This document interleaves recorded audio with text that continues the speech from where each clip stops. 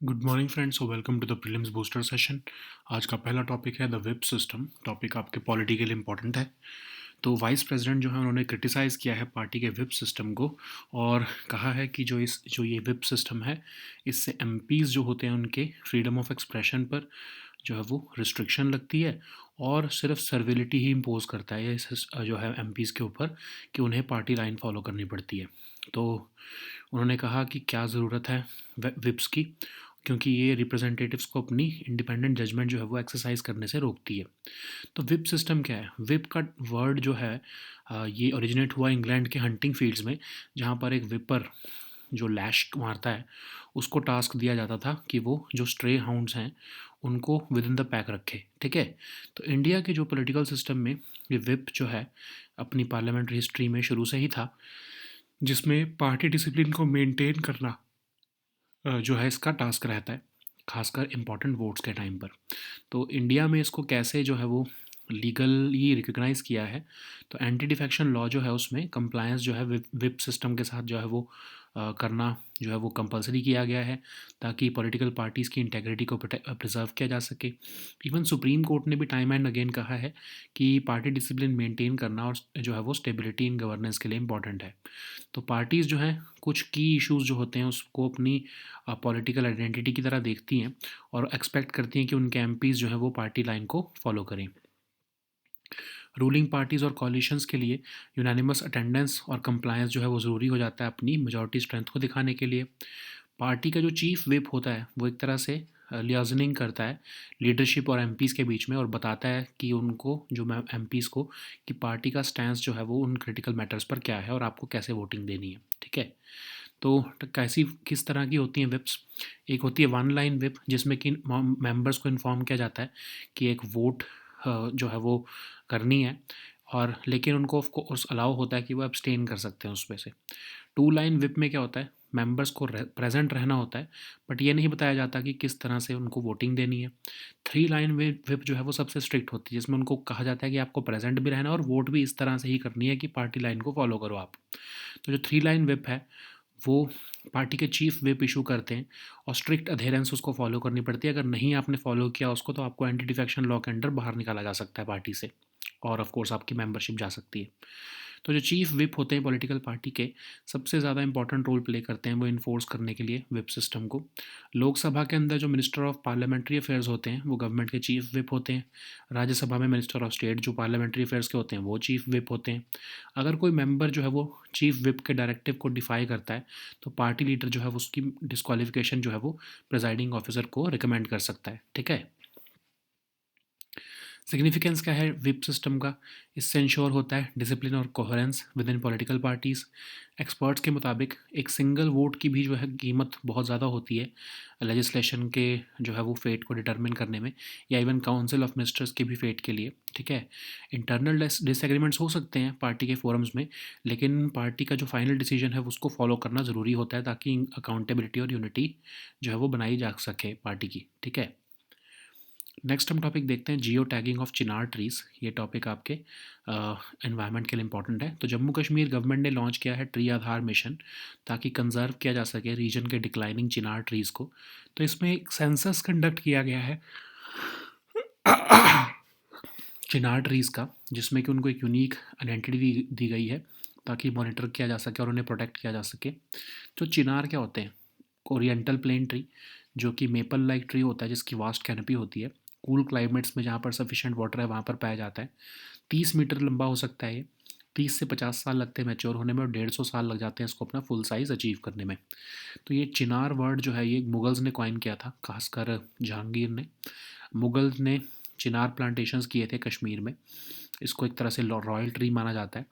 तो नसीम बाग जो कि डल लेक के बैंक्स पर सिचुएटेड है, वहाँ पर लगभग 1100 चिनार ट्रीज़ जो है वो जहांगीर ने जो है वो प्लांट करवाए थे। चिनार्स जो है वो एक स्मॉल डल लेक आइलैंड भी है, जिसको हम चार चिनारी कहते हैं, जहाँ पर चार चिनार जो है वो लगाए गए थे। चिनार जो है वो स्टेट ट्री भी है जम्मू कश्मीर का, एक मेजर अट्रैक्शन बन जाता है ये ऑटम सीज़न में। चिनार मोटिव्स भी होते हैं जो जिसको कि local papier mache, embroidery, hand woven carpets और वॉलनट वुड कार्विंग्स में यूज़ किया जाता है। चिनार जो है वो कई मुस्लिम और हिंदू श्राइन्स के पास भी लोकेटेड रहते हैं। ओल्डेस्ट सर्वाइविंग चिनार जो है वो, जो कि 700 साल पुराना है, वो चाटरगम विलेज बडगाम सेंट्रल कश्मीर के पास लोकेटेड है, जो कि एक सूफी सेंट ने प्लांट किया था। अब चिनार की कंजर्वेशन के लिए जो है कई एफर्ट्स लिए गए हैं। जैसे अगर आपको चिनार की ट्री को कट करना है, अगर प्राइवेट प्रॉपर्टी पर भी, तो भी गवर्नमेंट के अप्रूवल की ज़रूरत होती है। जो प्रोजेक्ट जो है, एक इनिशिएटिव शुरू किया गया है, ये जो आधार टाइप आइडेंटिटी देने का, हर ट्री की जो है यूनिक स्टेटस दिया गया है उसको, ताकि उसको ट्रैक किया जा सके। एक सेंसस भी कंडक्ट किया गया है चिनार ट्रीज़ का डिस्ट्रिक्ट वाइज। लगभग अभी 28,500 के आसपास चिनार ट्रीज़ जो है इन्यूमरेट किए जा चुके हैं, जियो टैग किए जा चुके हैं, जबकि टोटल जो है एस्टिमेटेड जो नंबर है चिनार ट्रीज़ का, वो 32,000 से 33,000 के बीच में है। एक मेटालिक क्यूआर कोड भी जो है प्लेस किया जा रहा है चिनार ट्रीज़ पर, ताकि जो है उसके बेसिस पर उनकी जो है वो उन्हें जियो टैग किया जा सके। ठीक है, नेक्स्ट हम टॉपिक देखते हैं, क्रॉनिक पल्मोनरी एस्परजिलोसिस। ये टॉपिक सोशल इश्यूज़ के लिए इंपॉर्टेंट है। तो एक न्यू रिसर्च पेपर में आइडेंटिफाई किया गया है एक लाइफ थ्रेटनिंग फंगल इन्फेक्शन को, जिसका नाम है क्रॉनिक पल्मोनरी एस्परजिलोसिस, जो कि डैमेज कर देती है लंग्स को ट्यूबरक्लोसिस सर्वाइवर्स के, और ये सबसे ज़्यादा पाया जाता है असम के टी प्लांटेशन वर्कर्स में। ठीक है, तो क्रॉनिक पल्मोनरी एस्परजिलोसिस है क्या? एक इन्फेक्शन है जो एस्परजिलस फ्यूमिगेटस से होती है, जो कि एक फंगस है। ये क्रॉनिक लंग डिसीज़ है जो अकर होती है primarily pre existing lung cavities में। मोस्टली ये अकर होती है पोस्ट टीबी या एक्टिव टीबी पेशेंट्स में। कंटेजियस नहीं होती है ये, और हमेशा से सिम्टम्स आए ये भी ज़रूरी नहीं है। जब सिम्टम्स आते हैं तो पर्सन टू पर्सन वेरी करते हैं। मोस्ट कॉमनली जो है पर्सन कफ अप करता है ब्लड को। एंटी फंगल मेडिकेशंस जो है वो मोस्ट कॉमन ट्रीटमेंट होते हैं सीपीए का। सर्जरी भी होती है ऑप्शन फंगल मास को रिमूव करने के। तो एस्परजिलस जो है वो मोस्ट कॉमनली फाउंड होती है सॉइल में, डिकेइंग वेजिटेशन में, सीड्स में, ग्रेन्स में। ठीक है, नेक्स्ट हम टॉपिक देखते हैं reserve bank integrated ombudsman scheme. Topic governance के लिए इंपॉर्टेंट है। तो रिजर्व बैंक ऑफ इंडिया ने 95% ऑफ जो कंप्लेंट्स जो रिसीव की थी आरबीआई इंटीग्रेटेड ऑम्बड्समैन स्कीम ने, में उसे रिजॉल्व कर लिया है। तो RBI integrated ombudsman scheme one nation one ombudsman approach को फॉलो करती है, जो कि आरबीआई के ऑम्बड्समैन के मैकेनिज्म को जुरिस्डिक्शन न्यूट्रल बनाती है। इसमें डेफिशिएंसी इन सर्विस को डिफ़ाइन किया गया है, जो कि एक ग्राउंड बनता है कंप्लेंट फाइल करने का। एक centralise receipt and processing centre बनाया गया है आरबीआई चंडीगढ़ में। तो जो रेगुलेटेड एंटिटीज़ हैं उनके पास कोई राइट नहीं होता है अपील करने का केसेस में, जहां पर अवार्ड जो है इशू किया गया है ombudsman द्वारा सेटिस्फैक्ट्री और टाइमली इन्फॉर्मेशन ना देने की वजह से। तो हर सभी तरह के commercial banks, non banking financial companies, RRBs, payment system participants, cooperative banks जो है, और क्रेडिट इन्फॉर्मेशन कंपनीज जो है वो इसमें कवर्ड रहती हैं। ठीक है, नेक्स्ट हम टॉपिक देखते हैं inland waterways authority of India. Topic economical important है। तो inland waterways authority of India ने अपना एक न्यू रीजनल ऑफिस बनाया है वाराणसी में। तो inland waterways authority of India एक स्टेचुटरी बॉडी है जो inland waterways authority of India act के अंदर बनाई गई है। अथॉरिटी जो है प्राइमरली अंडरटेक करती है प्रोजेक्ट्स जो कि डेवलपमेंट और मेंटेनेंस करते हैं इनलैंड वाटरवेज के जो इंफ्रास्ट्रक्चर को। इसके 5 रीजनल ऑफिसेज हैं। वाराणसी जो है 6th ऑफिस बनेगा रीजनल। नोएडा में अदरवाइज इसका हेडक्वार्टर है, मिनिस्ट्री ऑफ पोर्ट्स के अंडर आती है ये। जो वाराणसी का रीजनल ऑफिस है ये सिर्फ गंगा रिवर पर बन रहे जो इंडियन वाटरवेज है उन्हीं को नहीं, बल्कि बाकी की ट्रिब्यूटरीज और अदर नेशनल वाटरवेज जो है यूपी में, उन सबको भी जो है वो उनके डेवलपमेंट वर्क्स को भी देखेगी। नेक्स्ट हम टॉपिक देखते हैं यूनिफाइड पेंशन स्कीम। ये टॉपिक गवर्नेंस के लिए इंपॉर्टेंट है। तो यूनियन फाइनेंस मिनिस्ट्री ने नोटिफाई कर दी है यूनिफाइड पेंशन स्कीम। एक ऑप्शन दिया गया है एनपीएस सब्सक्राइबर्स को, सेंट्रल गवर्नमेंट एम्प्लॉयज़ जो है उनको। तो यूनिफाइड पेंशन स्कीम क्या है? ये अप्लाई होगी सेंट्रल गवर्नमेंट एम्प्लॉयज़ पर जो भी एनपीएस सिस्टम से कवर्ड है। ठीक है, एक बार अगर वो डिसीजन ले लेते हैं कि वो यूपीएस में जाना चाहते हैं तो वो फाइनल और बाइंडिंग होगा। पीएफआरडीए जो है वो उससे related regulations time to time निकालता रहेगा यूपीएस से रिलेटेड। तो यूपीएस क्या है? एक गारंटेड पे आउट सिस्टम है एम्प्लॉयज़ को रिटायरमेंट के बाद, जो कि 50% उनकी एवरेज बेसिक पे जो उन्होंने ड्रॉ की थी सेंट्रल गवर्नमेंट एम्प्लॉय ने, during 12 months prior to their retirement, वो उनको देगा। लेकिन 25 साल उनकी सर्विस में कंप्लीट हुए होने चाहिए। जिनके 25 साल कंप्लीट नहीं हुए हैं लेकिन 10 साल कंप्लीट हो गए हैं, उनको प्रोपोर्शनेट बेसिस पर जो है वो पेंशन मिलेगी। मिनिमम पे आउट इसमें 10,000 रुपये पर मंथ है, अश्योर्ड रहेगा एम्प्लॉयज़ के लिए जिनकी 10 या 10 से साल से ज़्यादा की सर्विस है। जो लोग वॉलंटरीली रिटायर हो जाते हैं आफ्टर 25 ईयर्स ऑफ सर्विस, पे आउट उनकी तब शुरू होगी जब वो अदरवाइज़ अगर उन्हें कंप्लीट की होती सर्विस, तो जब वो तब रिटायर होते उसके टाइम पर उनकी जो है वो पेंशन लगेगी। जो in case of death of जो है पे आउट होल्डर, जो फैमिली के मेंबर हैं खासकर लीगली वेडेड स्पाउस, उसको 60% ऑफ द पे आउट मिलेगा। डियरनेस रिलीफ जो है वो भी अवेलेबल होगा अश्योर्ड पे आउट और फैमिली पे आउट पर। और यूपीएस जो है वो अवेलेबल नहीं होगा इन केस आपको सर्विस से निकाला गया है या डिसमिसल हुआ है या आपने खुद रिज़ाइन किया है, तो ठीक है। यूपीएस कॉन्ट्रीब्यूटरी है नेचर में, एम्प्लॉयज़ जो है उनको अपना 10% ऑफ बेसिक सैलरी और डियरनेस अलाउंस जो है वो कंट्रीब्यूट करना पड़ेगा। और जो एम्प्लॉयर है उनका कंट्रीब्यूशन मतलब सेंट्रल गवर्नमेंट का कंट्रीब्यूशन इसमें 18.5% रहेगा, ठीक है। सो नेक्स्ट हम टॉपिक देखते हैं advanced towed artillery gun system. Topic security के लिए इंपॉर्टेंट है। तो डीआरडीओ ने शोकेस किया है एक model of indigenously developed advance towed artillery gun system अपने टैब्ल्यू में 76 रिपब्लिक डे की परेड के टाइम पर। तो ये advance towed artillery gun system एक लार्ज कैलिबर गन सिस्टम है जिसमें कैपेबिलिटी है कि वो प्रोग्राम और फायर कर सकता है future long range guided munitions को। ये गन को डेवलप किया गया है इंडिजिनसली बाय डीआरडीओ और उसके जो प्रोडक्शन पार्टनर्स हैं प्राइवेट सेक्टर कंपनीज हैं दो, भारत फोर्ज और Tata advance systems. 155 mm 52 calibre की ये हॉवित्जर है। इसकी रेंज लगभग 48 किलोमीटर्स है।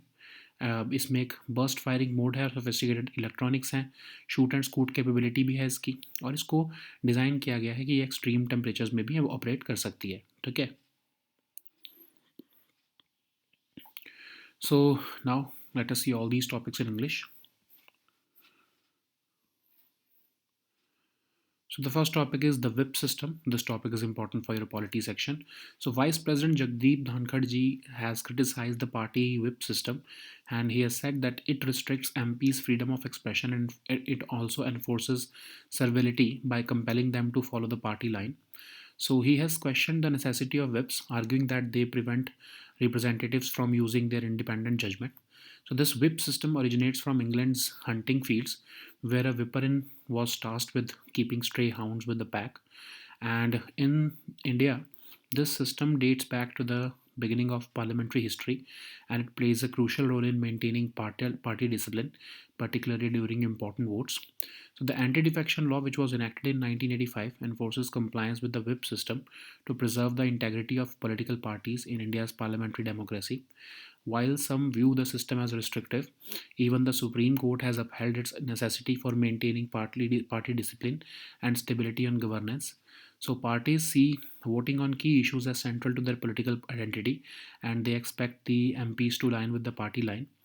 For ruling parties or coalitions, unanimous attendance and compliance is very important so as to showcase their majority strength in the House.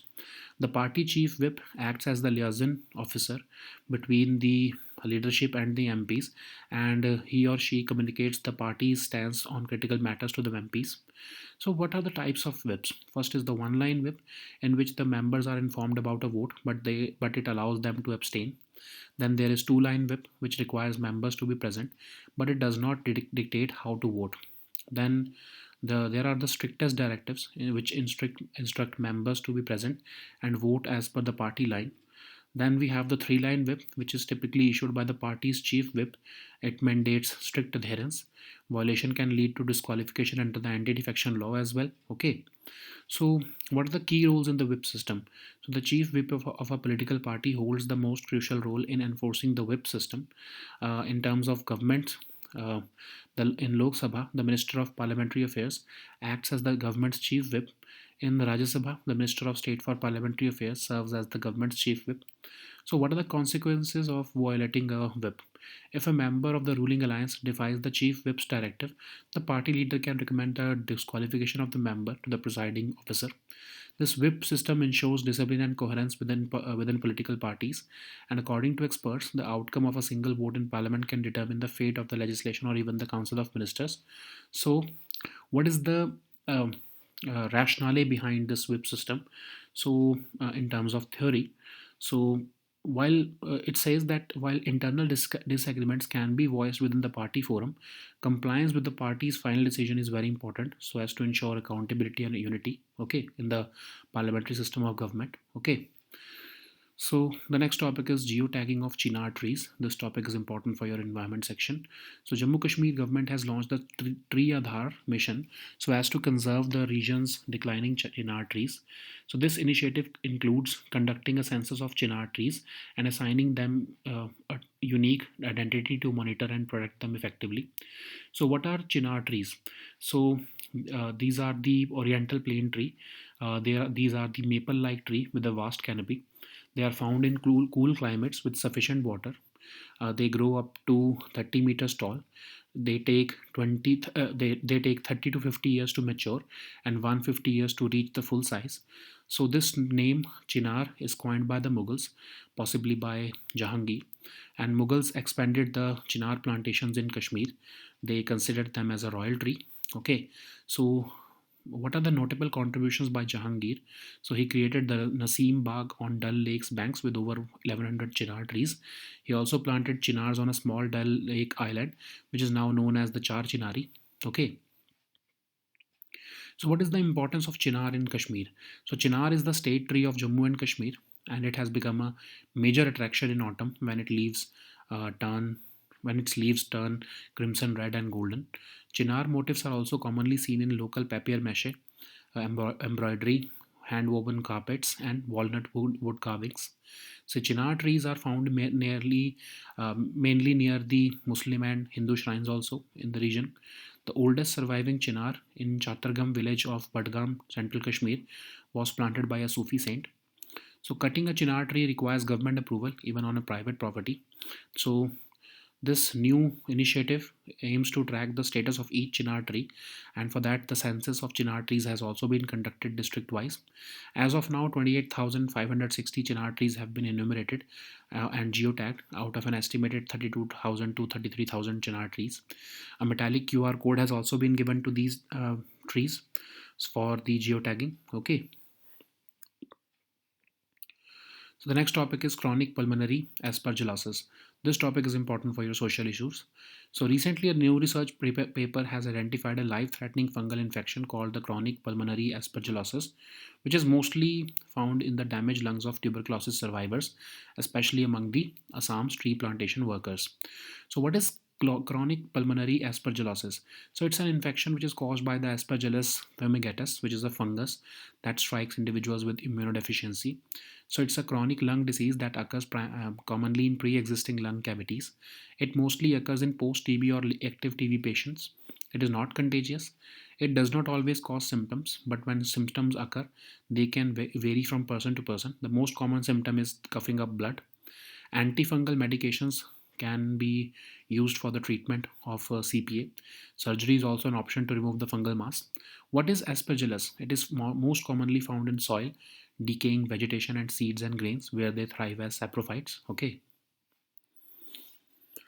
So the next topic is Reserve Bank Integrated Ombudsman Scheme. This topic is important for your governance section. So RBI has resolved 95% of complaints which have been received under the RBI uh, Reserve Bank Integrated Ombudsman Scheme in the last 1 year.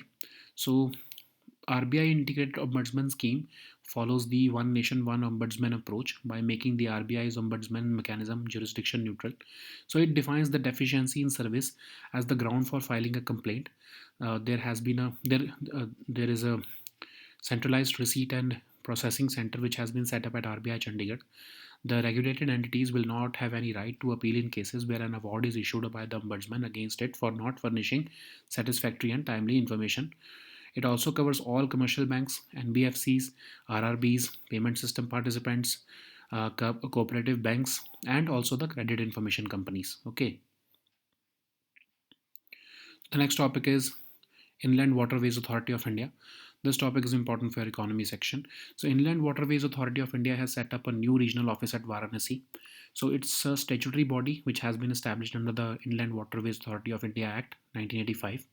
This authority primarily undertakes the projects for development and maintenance of inland waterway infrastructure on national waterways. So it presently has 5 regional offices. Varanasi will be the sixth one. So its headquarter is otherwise located in Noida. The Ministry of Ports is the nodal ministry, and this Varanasi regional office will not work only on Ganga River but also its various tributaries and other national waterways in Uttar Pradesh. Okay. So the next topic is Unified Pension Scheme. This topic is important for your governance section. So Union Finance Ministry has recently notified the operationalization of UPS as an option under the NPS for central government employees. So this UPS will apply to central government employees who are covered under the NPS and who choose this option under the NPS. Once a decision is made to switch to the UPS, it will be considered as final and binding. PFRDA will issue regulations for operationalizing the UPS. So UPS provides a guaranteed payout to employees upon superannuation. It will offer 50% of the average basic pay drawn, provided the employee or the central government employee has completed 25 years of service. Employees with less than 25 years of service but more than 10 years will receive a pension on a proportionate basis. A minimum payout of 10,000 rupees per month is assured for employees with 10 or more years of qualifying service. For those who choose to retire voluntarily after 25 years of service, the payout will begin from the date when they would have reached the superannuation, even if they had continued working. In the event of death of the payout holder, the family would receive 60% of the payout, particularly the legally wedded spouse. Dearness allowance or dearness relief will be given on the assured payout and family payout as well. UPS will not be available in case you are removed or dismissed from the service or you have resigned from the service voluntarily. Okay. So, unlike the old pension scheme, UPS is contributory in nature, wherein the employees will be required to contribute 10% of their basic salary and dearness allowance, and the employer, in this case the central government, will be paying the 18.5%. Okay. So the next topic is advanced towed artillery gun system. This topic is important for your security section. So DRDO has recently showcased a model of the indigenous advanced towed artillery gun system on its tableau during the 76th Republic Day parade. So this advanced towed artillery gun system is a large caliber gun system with the capability to program and fire future long range guided munitions. This gun has been developed indigenously by the DRDO, and the production partners of these ATAGs are the two private sector companies, Bharat Forge and Tata Advanced Systems. So it it this ATAGs is a 155 mm 52 caliber howitzer. It boasts of an impressive range of 48 km. Its advanced features include a burst firing mode and sophisticated electronics. It also has the shoot and scoot capability, and it is also designed to operate in extreme temperatures. Okay, so these were our topics for today. We'll meet next time with new topics. Until then, goodbye and take care.